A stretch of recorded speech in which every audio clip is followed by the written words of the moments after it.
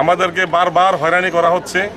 একবার আমাদেরকে বলা হইলো যে আমরা টিনের চিমনি বাদ দিয়া আমরা লম্বা চিমনি করেন, আমরা বলার করলাম, তখন আমাদের একজনের খরচ করলাম। খরচ করার পরে আবার সরকার পরিবর্তন করলো যে আমরা বিদেশ থেকে আমরা যাচাই করে দেখছি হাওয়া বাটটা একটা আছে, জিগজাগ বাটা যদি আপনারা করেন, জিগজাগ বাটা করার পরে কোনো পরিবেশ দূষণ হবে না।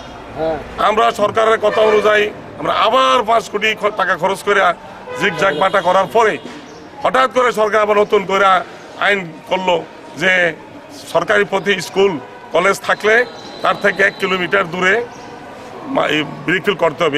এই কথা বইলা এই আইন প্রচার করার পরে আমাদেরকে অবৈধ ঘোষণা করলো। অবৈধ যদি ঘোষণা হয়, আমাদের ব্রিকফিল তো করার, যখন আমরা ব্রিকফিল করছি তখন আমরা বৈধ ছিলাম, আমাদের কাগজপত্র বৈধ ছিল। এখন এই একটা নতুন আইন সৃষ্টি করছে, আমরা ব্রিকফিল করা অনেক পরে, আমরা 20 বছর 25 বছর 30 বছর পরে যদি অবৈধ হই, তা আমরা তো আগে তো আমরা মনে করেন যদি জানতাম আমরা এতটা খরচ করতাম না। এখন আমরা এখানে কাজ করে তারা জীবিকা নির্বাহ করে, একটা ফিল্ডে 200 250 300 ফ্যামিলি কাজ করে সারা বছরের কাজটা তারা 6 মাসে কামাই করে নিয়ে 6 মাস তারা বৈশাখে এই টাকা দিয়া। এখন যদি আমাদেরকে এই অবস্থা হয়, আমরা কোথায় যাব, কোথায় দাঁড়াবো?